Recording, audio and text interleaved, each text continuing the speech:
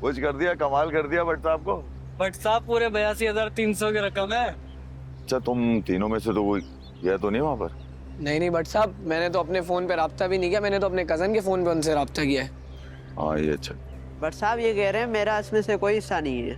40,000 मिलने हैं इसे उन लड़कों से। तो पागलों, बेवकूफों, मना किया था ना, नहीं जाना वहां पर। पूरे फंसोगे तुम तीनों, ये बता रहा हूं मैं। और याद रखो, 6 महीने तक उनसे कोई राब्ता नहीं रखना है, वरना इतने बुरे फंसोगे ना, अगले 3 साल तक हर डकैती की वारदात में पुलिस तुम्हारी छत कूदेगी और गिरफ्तार करके ले जाएगी। नहीं बट साहब, मैं समझ गया, आप बेफिक्र हैं। एक बात फिर सुन लो तुम तीनों, कि देखो अगर मुझ पर कोई मसला आएगा तो मैं तो कुछ ले दे के निकल जाऊंगा, तुम्हारे माँ बाप का जनाजा निकल जाएगा। नहीं वैसे सही कह रहे हैं बट साहब। हाँ, और तुम्हारा खर्चा पानी तो मैं पूरा करता ही रहता हूँ ना। वैसे भी ईद के बाद तुम लोगों को कैमरा भी तो दिलाना है। तुम मुझ पर चलोगे तो बचे रहोगे, अपनी उल्टी खोपड़ी चलाई अगर तो याद रखना, मरोगे। नहीं बट साहब, आप बेफिक्र हैं, मैं समझ गया, वो लालच बुरी बड़ा है। शाबाश, चलो जाओ।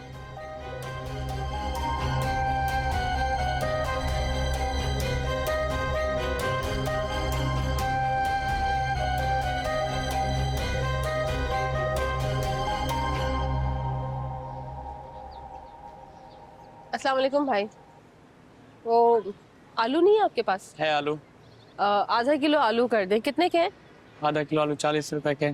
अच्छा, और आप मुझे 1 किलो गोभी भी कर दें। वो भी।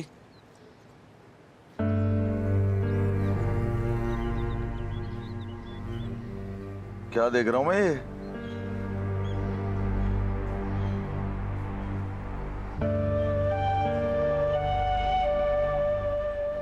जब भी तो कहूँ, इतनी अकड़ और इतना पैसा कहाँ से रहा है?